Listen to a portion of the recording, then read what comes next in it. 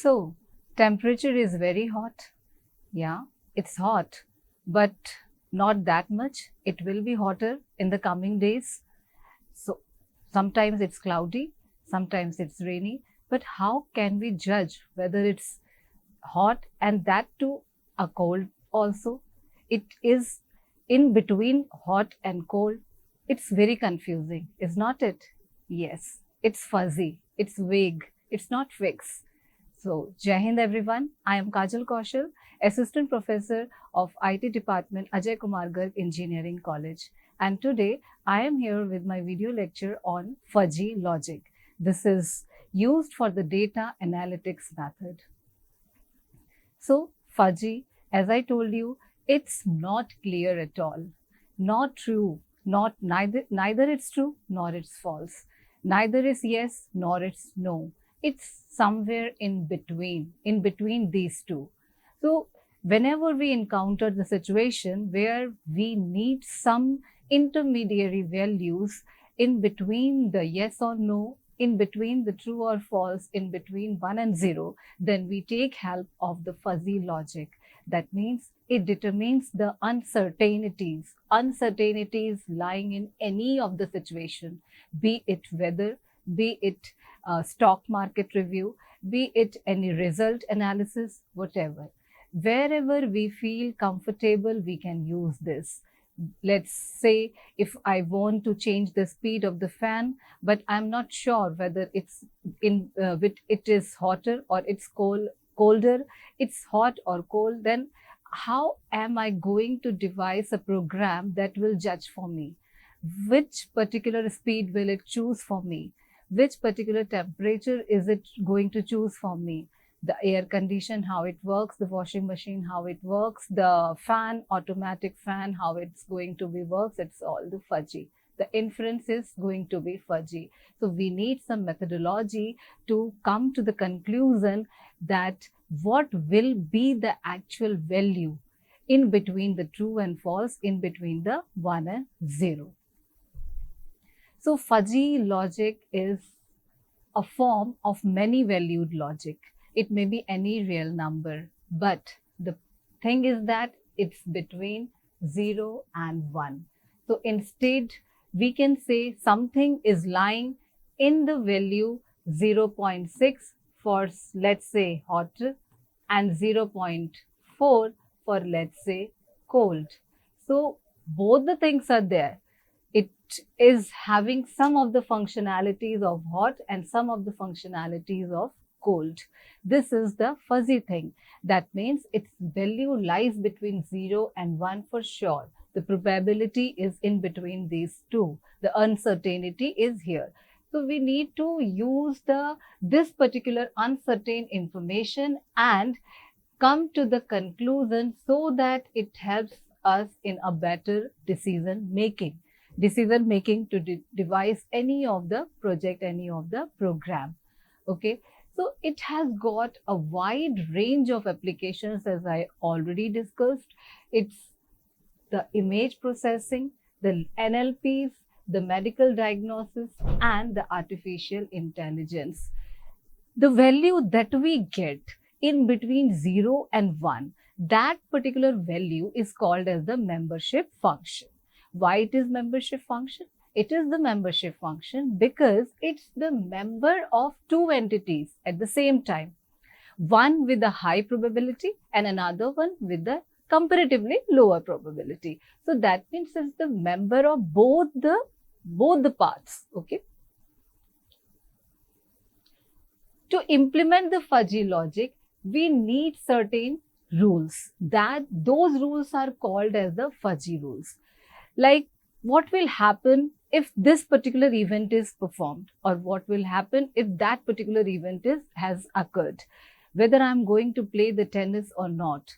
That means I want to know the weather condition, of course, whether my fan will be of the speed 60 or 50. It certainly depends upon the temperature of the room. So these rules are called as the fuzzy rules, and these fuzzy rules get the input variables and give us the output variables in a fuzzy way, not the direct way, but the fuzzy way. Okay.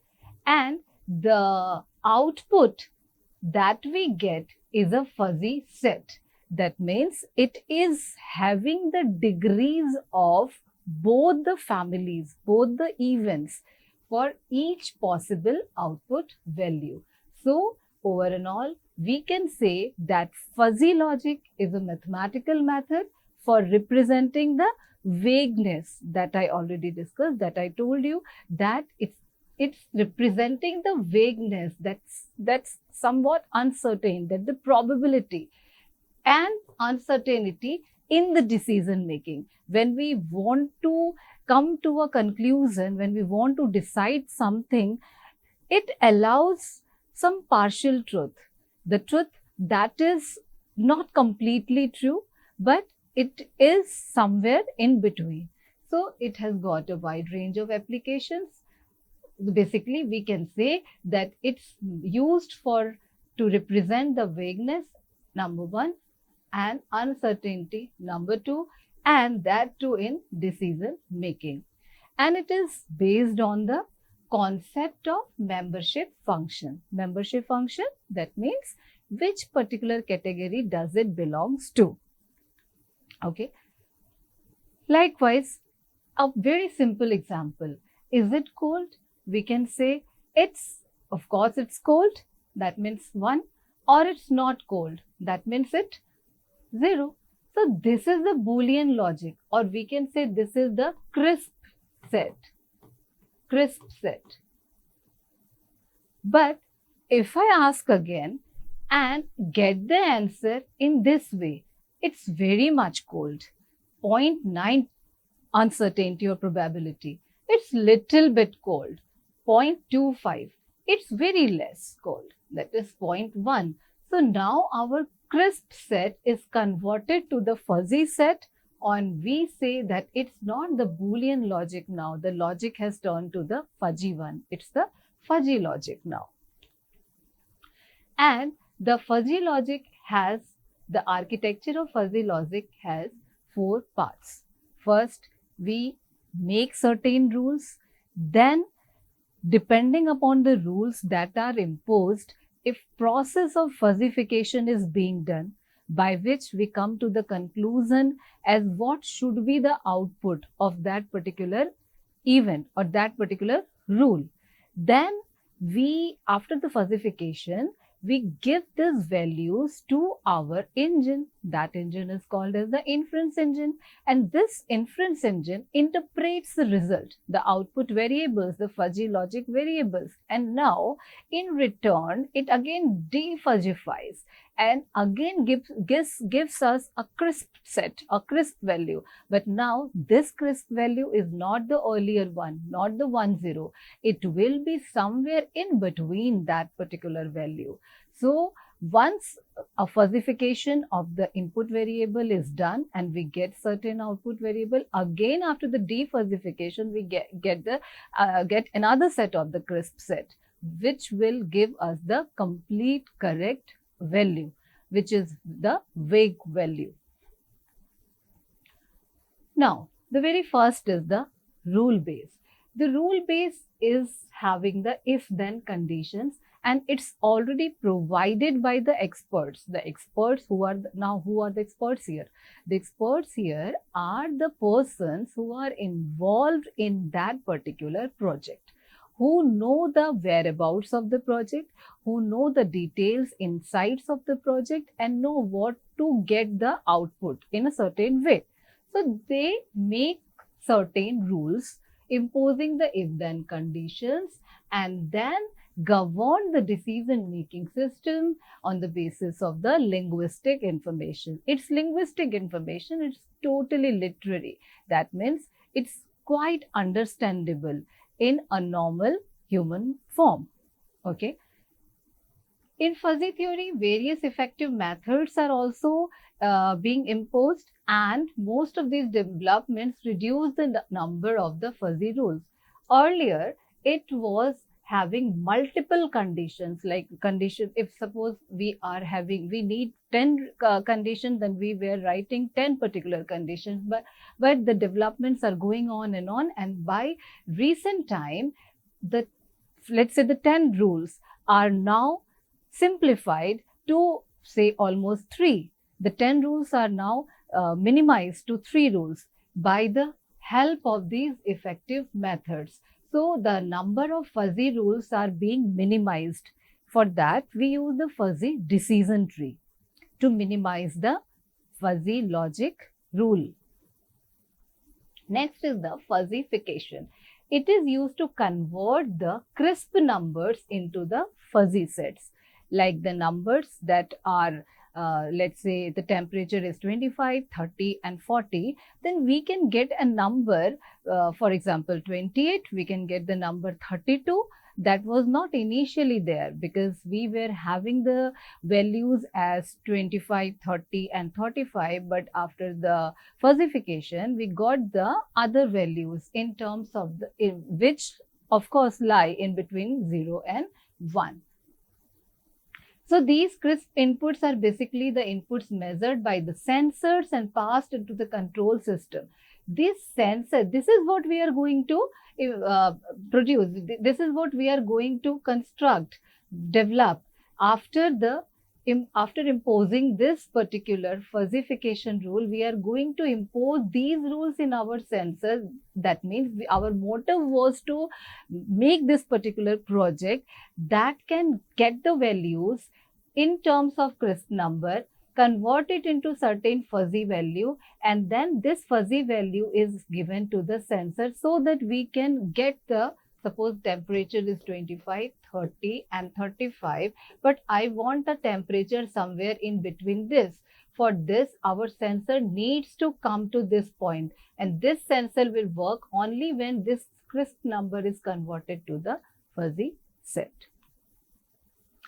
Inference engine, it determines a matching degree. For example, if I get some value 0.6, then this inference engine will help recognize this 0.6 value. That means if 0.6 is the hot point and 0.4 is the cold one, then inference engine will help our sensor to conclude that it is far hotter than the cold part. The defuzzification will now convert our fuzzy sets into a crisp value. That means the process where the inference engine gets involved and converts our value, the fuzzy value, the fuzzified value into a crisp value is called as the defuzzification. And there are a number of defuzzification methods available. Most commonly, the centroid method is the best one, but other than that, many other methods are also available, and depending upon the requirement of the project, the type of the defuzzification method is chosen. And of course, the motive is to reduce the error, to minimize the error while performing this defuzzification process. So, diagrammatically, we can understand this in this way, that a crisp input is given to the fuzzification module. This fuzzy input is given to the inference engine. Also, the inference engine studies the rules from the rule-based criteria. See, input is given from this side, rule is already written here. So, these rules are implied on the fuzzy input, and then we get the fuzzy output. This output is then defuzzified to convert it into the crisp output. Okay. Membership function, that is certainly a graph. It determines how each point in the input space is mapped to the membership value in terms of, basically it's a two-dimensional axis where we show our value 0 and 1 somewhere here, and all the other values, the crisp set values, are in this x-axis, and the y-axis has 0 and 1. So, depending upon our requirement, again, we can choose, these all are overlapping because our value can lie in any of these points. They certainly overlap. A value can lie in this part also, it can lie in this part also. It's overlapping, certainly it's overlapping. So depending upon the requirement, it's triangular, it's sigmoid, it's Gaussian, okay, or it's trapezoidal also. So there are largely three types of fuzzifiers: singleton, Gaussian and trapezoidal. Most commonly used is the triangular fuzzifier. It's the most commonly used, okay. The advantages, we can see that it makes our all the process quite easy. It helps us to come to a conclusion for any type of input, be it distorted, be it noisy, or anything that is very chaotic, very weird. It is converted to a quite easy and understandable logic system. So basically, with the help of very little amount of data, very little amount of memory, these algos convert and make us come to the conclusion of a crisp value. The disadvantage, of course, are that all the fuzzy system are most importantly using the vague value, and these vague value certainly depends upon the time, because there is no proof as such what particular value is good or what particular value is bad. So everything depends upon the rule that is being imposed. If the rules are correct, rules are properly made, then the fuzzy logic will come out true. If it not, then it will certainly not give us the perfect result. So it's time consuming also, but over and all it's helpful. But yes, we need to work a lot to come to a proper solution. We need to have a proper systematic approach, and we need to in many of the cases when it is quite impossible, then our impossible approach, then certainly this fuzzy logic helps us a lot, but it's time consuming as well. This I have already explained, that the fuzzy membership is the value, and it is denoted in this way. Here, this shows that a value is of the variable x, which is having the value 0 and 1. In between 0 and 1, it can hold any type of the value. So the particular variable x will be having any value between 0 and 1 for this particular set A. Okay, so this is showing the membership function that the universe of discourse X is holding for any particular fuzzy set A. We can perform multiple operations on the fuzzy sets like union, intersection, complement. If we are being given two different fuzzy sets and we want to unite them, we want to use it combinedly, then in order to make the union of it, just we need to know the maximum element, maximum number, which particular fuzzy set is holding the maximum membership function. Whosoever is holding the maximum membership function will give the union result.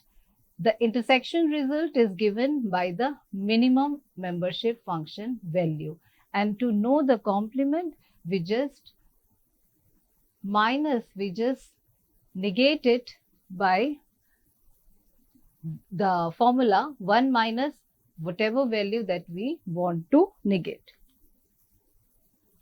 For these fuzzification, we combine all the values, all the membership values that are available, and then divide by the number of elements available.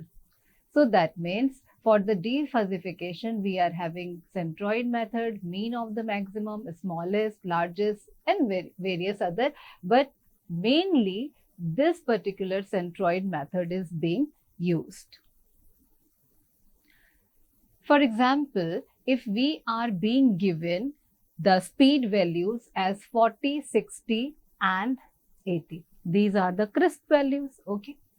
Now the membership values is for any certain scenario, for any certain event, the membership value is somewhat like that. Any particular vehicle, any particular person is having the membership function 0.3 for 40, 0.6 for 60 and 0.9 for 80 speed.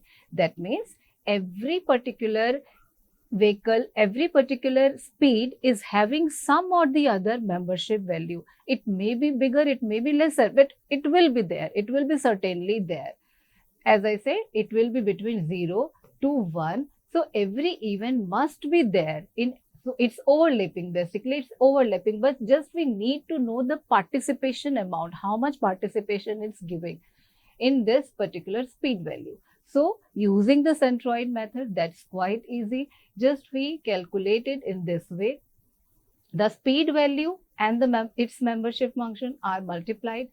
It's added to the another speed value and that membership function, another speed value and the membership function, and the total membership functions available, which turns out to be 66.67. Now this is the crisp set I was talking about. From the initial value that was this much, we got the final crisp value 66.67. Okay, this is the final crisp value. So centroid method is the best approach method. Now let's consider a very beautiful example of a fuzzy system, that's the fan speed based on the temperature. And suppose we need to calculate it for the temperature 28 degrees Celsius, where the temperature for low and high are given as such. The lower part is 20, 25, 30 and the higher part is 25, 30, 35. That means somewhat like this. Suppose this is 20, then 25, then 30 and 35. So for first thing, it will is moving to this much. The peak is at 25 and then 30. For another overlapping part, it's starting from 25, peak is at 30 and then going down at 35. This is the higher one and this is the lower one. The fan speed is, the slow is considered to be 30 and fast is considered to be 80. Okay. Now we need to make a fuzzy set for fuzzy system for this particular fan speed, which will automatically convert our temperature, any temperature that lies between 20 to 35, in between the lower and higher, any temperature that lies in between this, that will be given certain fan speed. It can be slower than 30 or it can be faster than 80 or in between 30 to 80. Okay. So let's calculate it for the temperature 28 degrees Celsius. The formula that we need to remember, it's of course very easy, is that for any membership function, we write this formula for our understandability. That means for any value that we are going to calculate, first we need to know the increasing part and then we need to know the decreasing part. Okay. So this is the way we come to the conclusion, which is the increasing part and which is the decreasing part. So here we consider it in this way. This is the initial part from where we need to start. This is the peak point and this is the extreme point, the maximum limit. And we start from there, move to the peak and then come downwards. And this is the value for which we wanted to calculate our data, the defuzzified data. For any value, that will be certainly less than or equal to the smaller value. Okay. For here, the lower value is calculated as x minus a and b minus a. For our a and b treated as extreme minimum and extreme maximum. And next time it will be the lower, the b will be the lower and c will be the maximum, and this value is calculated. And finally, x will be certainly greater than or equal to c. Either the x will be here or the x will be here or x will be somewhere in between these two. So membership value, if we want to calculate, then the decreasing formula which we are going to use is that, because see, Our motive was to calculate it for 28. And now where the 28 lies, we need to see, we need to check. It lies in between 25 and 30. Here 28 is lying in between 25 to 30.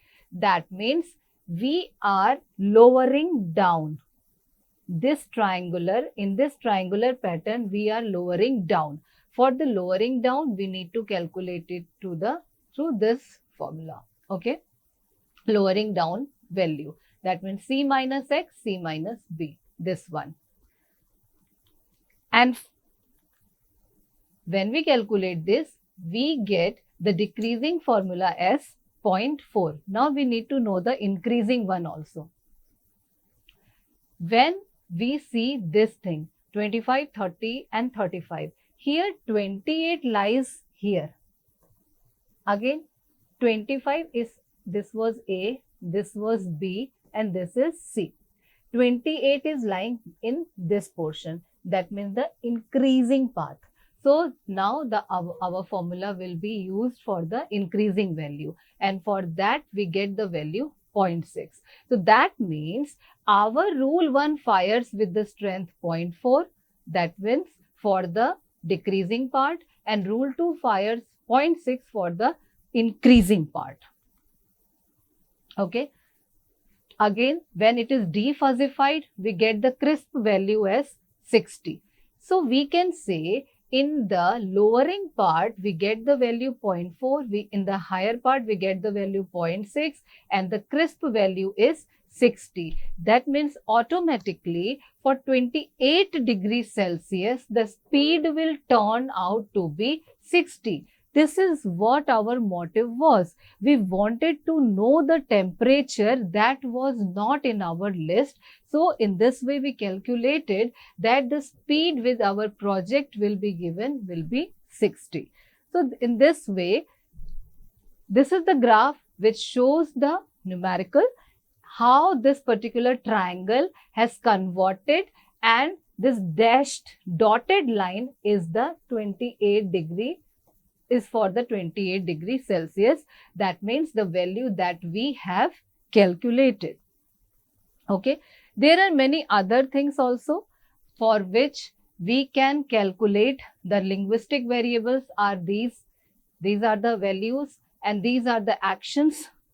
And for this, the rule can be written as this. Whenever the temperature is very cold, then action is strong. These are the rules in which, in a proper linguistic manner, the rules can be written.